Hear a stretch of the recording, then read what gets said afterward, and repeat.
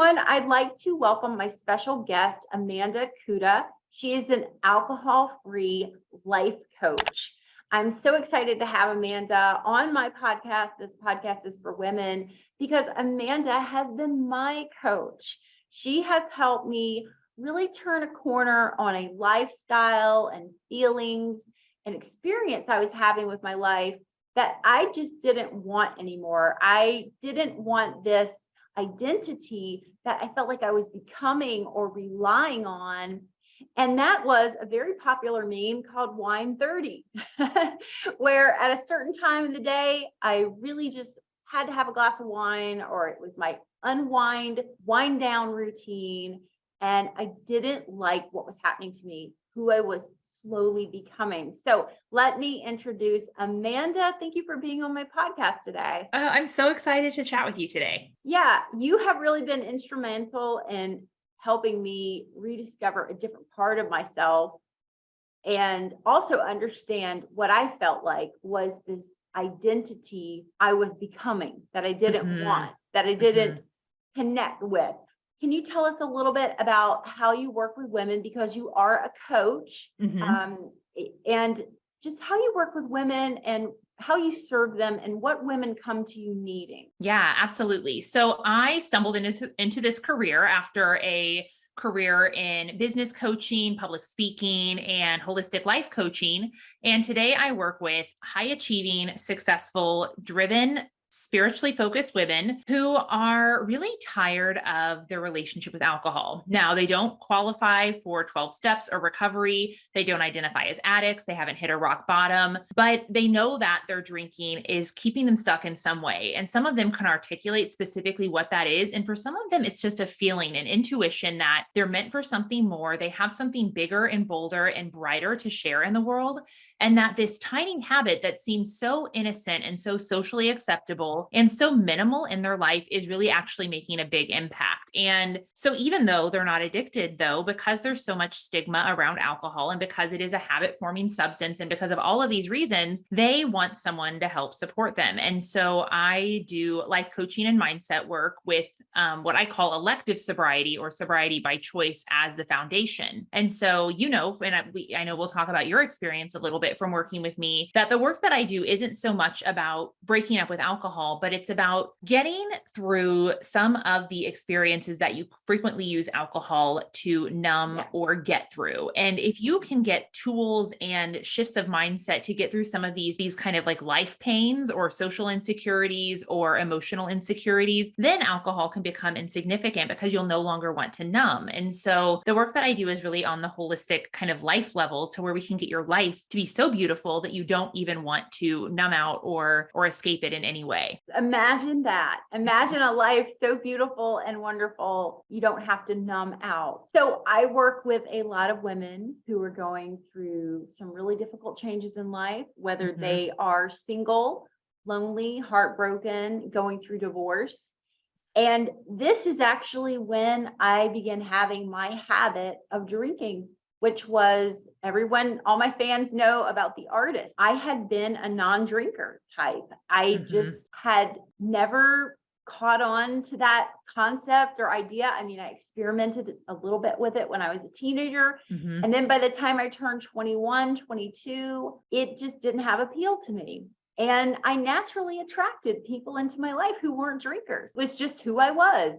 So it was never any type of issue for me. And then I started going through my divorce, and The Artist was in my life, and The Artist liked to drink, and he introduced me to different types of beers and wines. And then before I knew it, it seemed like every time we were going out, we were drinking, or if we went out to dinner, we were drinking, or if we went on vacation, it would be about stocking up on having enough alcohol. And before I knew it, it just seemed like every night we were having alcohol. And I was a real lightweight, and I still really am. But long story short, when he exited my life, the one thing I had from him was the alcohol. And I became this new version of Adrienne with this alcohol in my life. I was no longer that previous version. And that was a huge turning point that you helped me with, because part of the work working with you is you have this amazing homework, this journaling homework that you drill down. And I'll let you tell everyone what that question is that you asked. Yeah. Well, I really ask about, your story with alcohol, because alcohol isn't just something that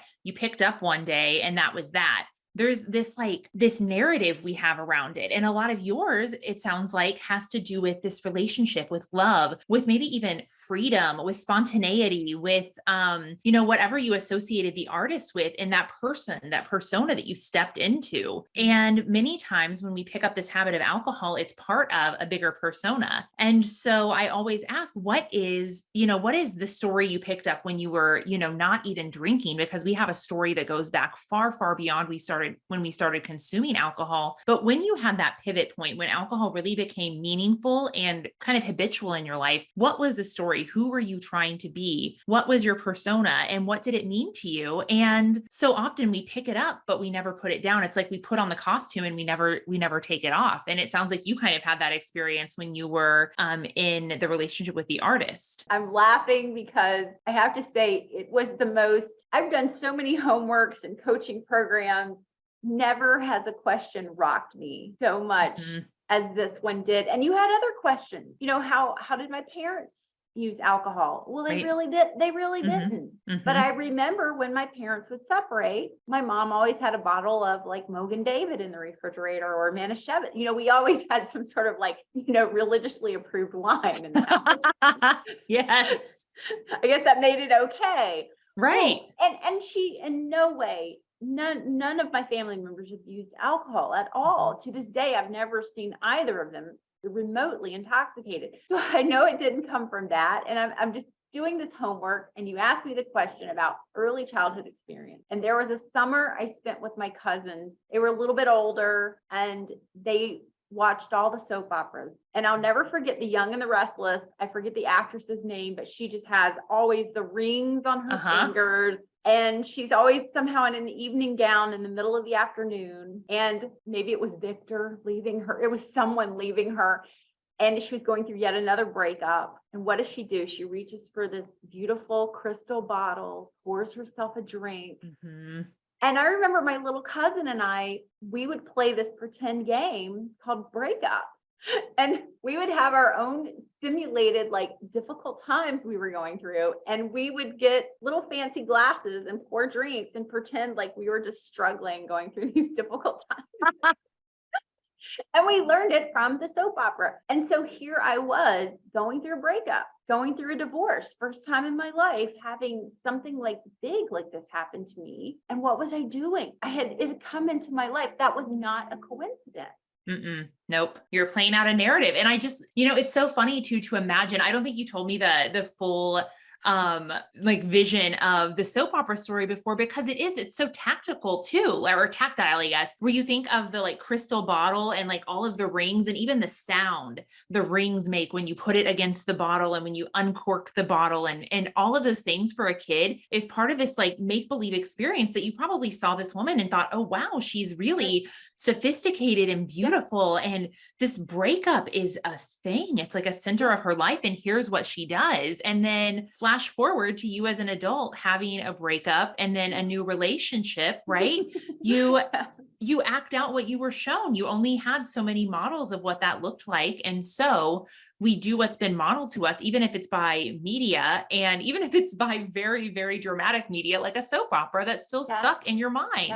Yeah. I mean, and that was another eye-opening event. And you talked about this a lot in your program and your coaching, is how it is everywhere in the media. And for anyone who's listening to this right now and you're saying, this is ridiculous, alcohol is okay, I don't have a drinking problem, Adrienne. Well, neither did I. Yeah, Neither did I, and neither did you. It was just that it became glamorized to me.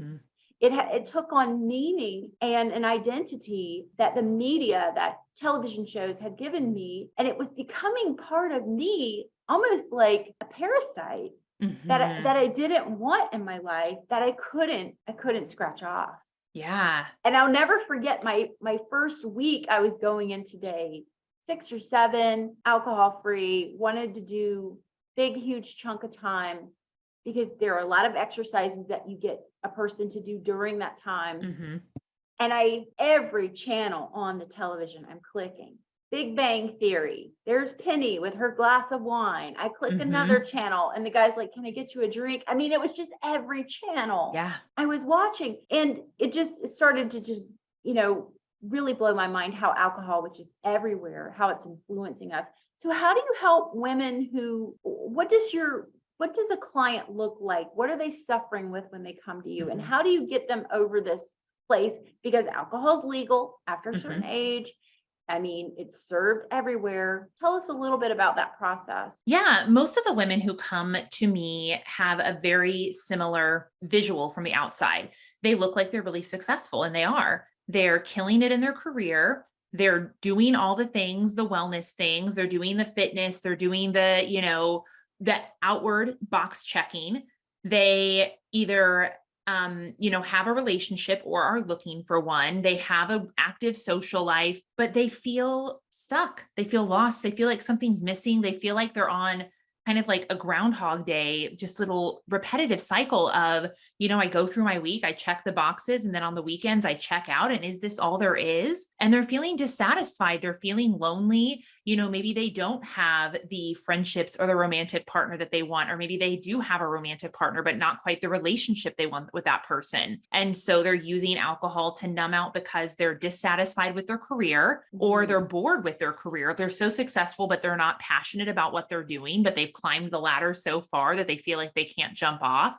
They have that relationship, but it's feeling kind of mundane, or they're hoping to find a relationship, and every single thing just seems like, another happy hour or another, Mhm. date where you're getting drunk with someone and then either hooking up with them, or you aren't really sure if you even like them by the end because you have such beer goggles on.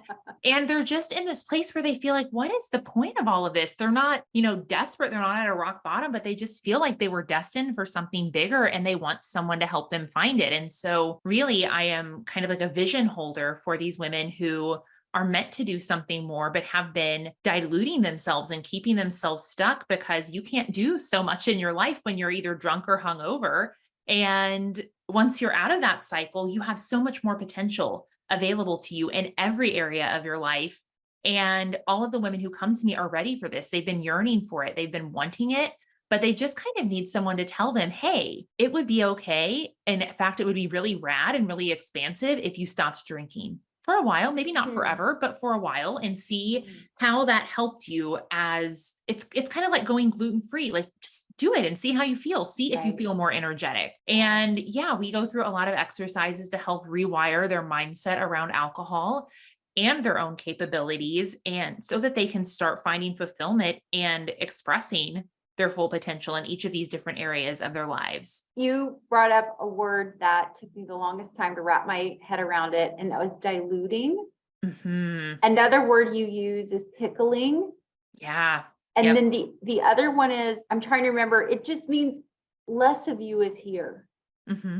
Yeah. Yeah. Less of you is here. So for anyone wondering, how can a glass of wine possibly make less of me here? Well, Hmm. here's what it was doing to me. Hmm. I would work a really long day, Hmm. because that's another thing I was doing. I was pushing my body, high achiever type, Yep. go getter.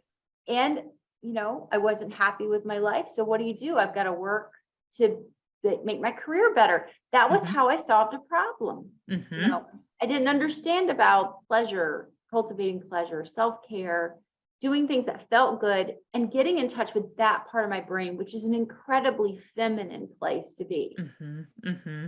Matt, I would say drinking is a more, for me, masculine energy, in that you're just quickly solving a problem by twisting the lid off of something. Yes, absolutely. Hmm. How does feminine energy, if at all, play into your work or your lifestyle or your own decision to be alcohol free? Yeah. I also really used alcohol to become a character, and that's what a lot of people do. We use it, we think, to become more, I was shooting for this, my kind of vision of what a well-rounded woman was Carrie Bradshaw, because, during the time I was in my early to late teens, Sex and the City was the show. And so I wanted to be a writer, and I came from a small town. So living in a big city seemed so glamorous. And Carrie was this feminine, eccentric woman with a closet full of fabulous clothes, always had men throwing themselves after her. And she always had a Cosmopolitan in her hand. And so, well, let's be clear, I wasn't classy enough for Cosmopolitans when I started drinking, nor for a long time after, but I did my best as I could to embody that energy that I perceived to be feminine. But I'll tell you what, when I was drinking, the version of me that came out was not this soft, fun, flirtatious, flowing. No, she was loud. She was, magnanimous, huge personality. It was like it allowed this larger than life version of me to come out, and she wasn't soft and feminine and flirtatious. So really feeling comfortable with, what is it like to be more in that soft energy, or even bring out, sometimes that more assertive and powerful energy that you have, that you think that alcohol is giving you access to. Really just actually tapping into your intuition and saying, who do I want to be? And intuition is a feminine energy. Not even who do I want to be? Who am I? Yeah. And how have I been, instead of being that person, choosing to turn up the volume with alcohol so that I can feel permitted to be loud and aggressive, or whatever you become as a drinker, because very few people get really quiet. I haven't had many people tell me, oh, I get so quiet and demure when I'm drinking. No, we're usually more loud and outgoing. How can I be comfortable being that on my own? Or how can I be comfortable just being in the normal energy that I exude, and not only being in it, actually knowing what that is, because we become so accustomed to playing these roles. Yeah. And so really, I think that just being in that feminine energy is being comfortable with who you are authentically, but even more than that, having the courage to get in touch with who you are authentically, versus trying to be who you think you should be in order to be liked and popular and good and right, and in order to fit in. And yeah, I think that it's just really tapping into that feminine and intuitive energy of, who am I? Not who do I want to be? Who did someone tell me to be? But who am I? And what would it feel like just to be her? I love it, especially in early dating. I tell a lot of my clients, if you can, just lay off the soft. If you go out and you drink and he has cocktails, don't do it, or do it much less, because I want you to really be able to see and know who this is. I mean, I've heard everything from someone, being so nervous on a date that they blacked out from drinking. Yep. Well, I've done it. I've gotten darn close. I don't think I've ever blacked out, but I've definitely drank too much on a date. Absolutely. Yeah. And then we wonder, like, oh, why isn't he calling me back? Or we just become a different version of ourselves that isn't authentic. So in early dating, I think it's important, if you're struggling in your marriage or your relationship, it's really easy to turn to alcohol. But one of the things that you taught me, that pain that you're numbing has a message for you. It has some wisdom to it. You have to just be willing to sit with that pain and get to the other side. So for me, step one was, hello, pain. I can't just get a glass of wine and go, let me forget this day. I've been working all day. I need to unwind. I had to find other ways to do it. And my body was like, Well, my brain was like, bring back our bottle. Like, we want our glass of wine, So I got through. You get through that part, which I guess is just like some sort of trigger to stay in your same state of being, like you said, stuck. And then the second part was, oh my gosh, I've got problems. How do I fix these problems? How do I face this feeling that I'm having? And so it is a lot easier to open a bottle of wine. What do you feel, other than clarity and truth, really feeling grounded?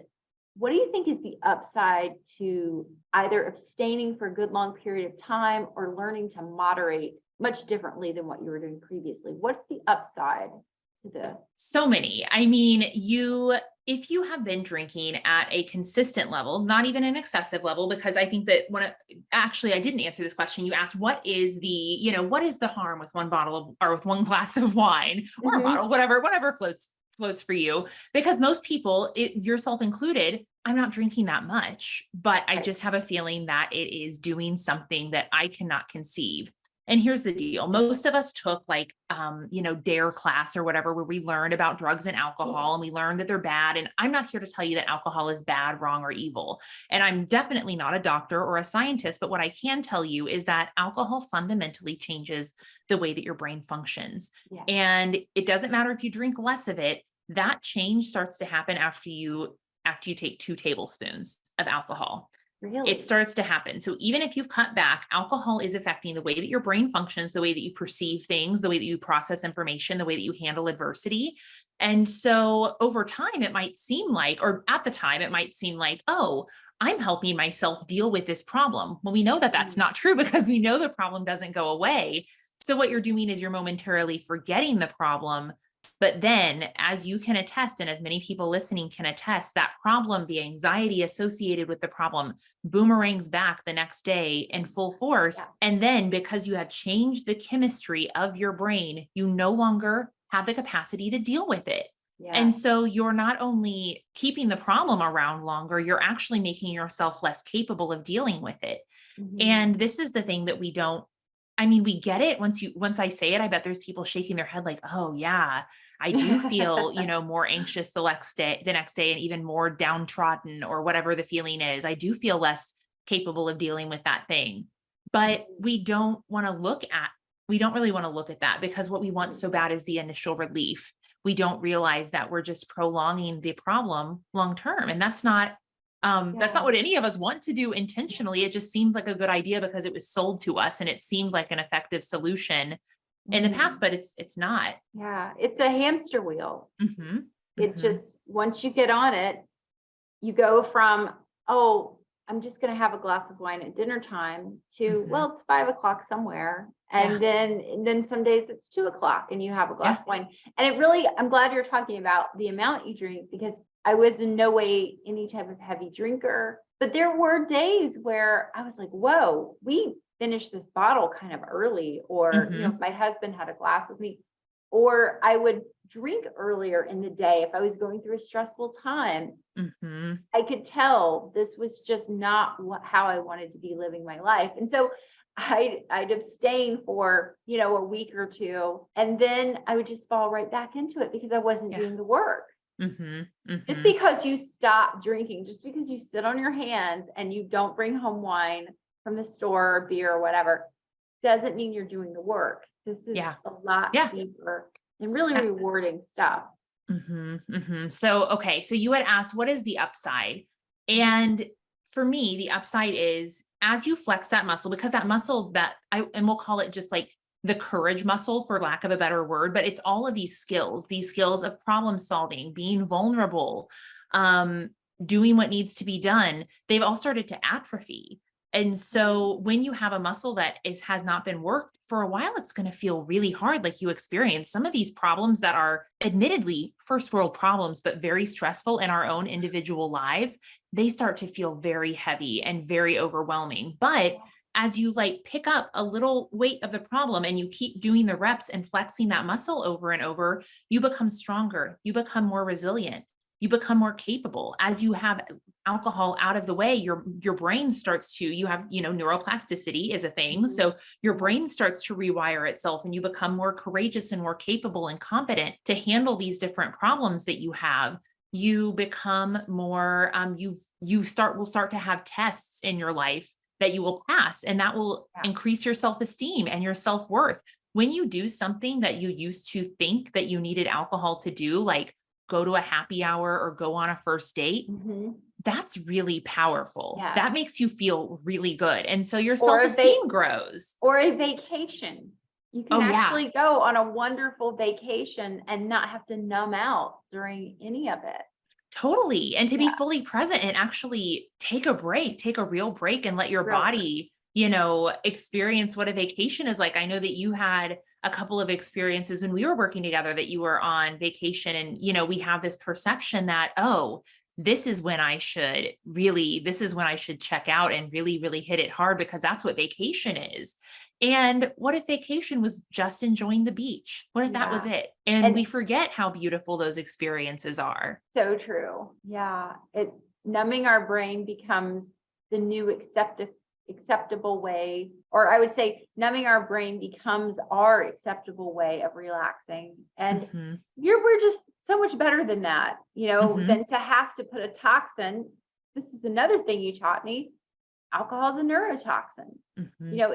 There's nothing in it that's good for you, no matter how it's packaged. Right. Even if it's the red wine, what is it? If it's like organic, you can slap all the labels on it that you want, but at the end of the day, it's still ethanol is the base of wine or anything. And again, this is not to make anyone feel bad or guilty, but if you are someone who wants to live a vibrant life, you have to treat your body in vibrant ways, and alcohol simply isn't that. Yeah. And so now, I do moderate. I am in a different place with it. It's still something that I work on and something that I really wish I could eliminate completely out of my life. And maybe that day will happen for me, but I know I'm in a much better place. Yes. Spiritually, with my health, cognitively, being able to problem solve and be confident in that problem solving. So it really has a lot of upside. So before we wrap things up, I want to tell all of my audience where they can find you, where they can learn more about you. But there are two topics I would love for you to cover for anyone who's listening who maybe is struggling with addiction, or they're feeling like they're not sure the difference between addiction and a habit, and how the word alcoholism will make, for example, it made me completely neurotic. Sorry, you hear my little dog barking. The idea or the concept of alcoholism made me feel like, oh my God, I'm wanting a glass of wine on day 3 of my break. I must be an alcoholic. And then, going to people I knew and love and kind of, they're telling me, oh, you're crazy. You don't have a problem. You haven't hit rock bottom. And so those were a lot of the things that I was wrestling with, is this alcoholism and this term rock bottom. What can you share? What's some of your wisdom you can share with us about that, and versus just having a habit you want to? Well, what I will say is I'm not an addiction specialist. And so I don't have a lot of experience in working with those who are experiencing addiction and are afraid or curious or wonder if they do have a problem. But what I will tell you is no matter what, if you are curious or you sense that alcohol has really, really a place in your life that has become so big that it's become not, I would say that at the alcoholic level, it's maybe unmanageable, but even in a non-addicted way, it becomes unmanageable because you just don't want to anymore. Like, guess what? My laundry is unmanageable and I'm a single person. It's because I don't want to manage it anymore. I don't want to do it. I don't find joy from it. And so if the relationship has become something where it just doesn't feel like it's congruent with the life that you want to lead, that's when it's important to look at it. And I always say, you don't need to have a problem with alcohol for it to be a problem in your life. If you do feel you've reached the level that it is a problem, there are so many programs and resources that are available that can be very, very helpful. And don't let the fact also that maybe you don't resonate with that very, very common language of addiction, rock bottom, and recovery, and that you haven't hit a rock bottom, don't let that distract you from changing, making a change. There's so many more paths available now. I mean, these paths were already always available, but now they've become acceptable. And that's, I think, the cool thing that's been happening within the last 5 years is that words like sober curious and trends like dry January are picking up and giving normal, whatever normal is, I'm using this quote fingers, social casual drinkers an opportunity to change their relationship with alcohol so that sobriety isn't just about addiction anymore. Well, that's still a very important topic. it's not just about that anymore. And I think that that's really beautiful, because the more people who we can have conscious and awake and present in this world, the better. I love it. Yeah. Because again, I can lean neurotic, and a lot of my clients can too. Anything that you overthink, there are so many labels. I would say 9 out of 10 women I speak to come to me and say, my partner is a oh God, what's that word? A narcissist. Yeah. Yep. I was like, I know it. Don't worry. Okay. Yeah. They come to me. Everyone's a narcissist now, you know, and while I cannot tell you if they are or aren't, the word alcoholic is an incredibly outdated word. Yes. And I don't know if anyone's listening to this, that you just have a habit, even if you have drank until you blacked out, even if you have gone on binges, or even if you're just, what do they call it? Gray line drinking? Gray area. Yeah. Gray area is between having, one every now and then to having what is classified as a problem. And that's most people. It's like the messy middle I think so. Yeah. Yeah. And as you can tell, I don't know these terms. That's why you want to get Amanda to help you. But just understanding that you aren't necessarily some label that was invented years and years ago, before all of this information about our brains and how habits work. There is help. There is a way to get around this. And you don't have to go into a 12-step program unless it speaks to you. But for me, it was just really about cleaning up my thinking, noticing what I was feeling in my body, monitoring my decision making, getting new tools, new habits into my life, implementing those. And that sounds a lot like the work I do with women when it comes in terms of getting in touch with their feminine energy and learning how to speak from their body. It was a very similar language. So tell everyone how they can find you and how in ways that you can help them. And also you have some very exciting news. I'd love to start with that. Yeah. Later this year. So. Absolutely. In October, I will be publishing my first book with Penguin Random House called Unbottled Potential. And it's all about breaking up with alcohol so that you can break through to your best life. And I'm so excited. It's on pre-order now. And then in addition, you can, always find me on Instagram. That's my main place that I hang out. And if something kind of piqued your curiosity today or had you really nodding your head, I think just lurking around and getting to know me a little bit, and seeing the work that I do and how I talk about alcohol and sobriety might be really inspiring to you. So I'd love to connect with anyone who is interested over there. I'm at Amanda Kuda, and that's kind of the primary place that I hang out. Yes, at Amanda Kuda, and that's Amanda and then Kuda. Yeah, you got it. And you offer a variety of services for women, self-study programs, one-on-one coaching. I think you have a group program. Yeah. I have just launched a new hybrid program where you get a little bit of the self-study, a little bit of one-on-one for me, and a little bit of group support. And I think that is really a magical trifecta of support. And so I'll put that on my Instagram profile, or I can give you the link as well, and would love to share that with anyone who this work resonates with. And they're like, yep, that feels good. I'm ready to change this relationship with alcohol and set myself on a new path. I think that's a great idea. And again, anyone who's just interested, you're a little curious about this, definitely check out Amanda's work. She has helped me in so many ways, just helped me reverse the person I had became in a way and get back to authentically being Adrienne. And meanwhile, you're authentically Amanda. That's me. Yeah, absolutely. Oh, that's so great to get to remember so many parts of your story today, and just see how much more vibrant you are now that you have visited this. And I just think it's wonderful. And I'm so proud of you and the work that you've done to really be comfortable being in and with yourself. Yeah. I can't stop laughing throughout this whole podcast, because I just remember, I think one of the things that I told you, I was like, there's just so much of me. There's just so much me, and the day is so long, and hours, felt so long, and evenings just stretched on. I'd look at my clock and I would be shocked. It was only 7:30. Yeah. And then I'm thinking, don't you want more life? Don't you want days to last longer? So, but it is a whole lot of you at first. You really get to know yourself. Totally. But who else would you rather spend time with and get to know better? agree. So I agree. Yep. well, exciting. I'm going to have all Amanda's links below, and definitely check out her book. It's available on pre-order. Follow her on Instagram. And if you want to go deeper, she offers coaching sessions and coaching groups and things like this. She will absolutely help you because, again, she is a life coach. It's not like in your sessions, you just talk about how much you want alcohol nonstop. Mhm. You actually talk about what's going on in your life that the alcohol seems like the best solution for. So Yes. Well said. twist.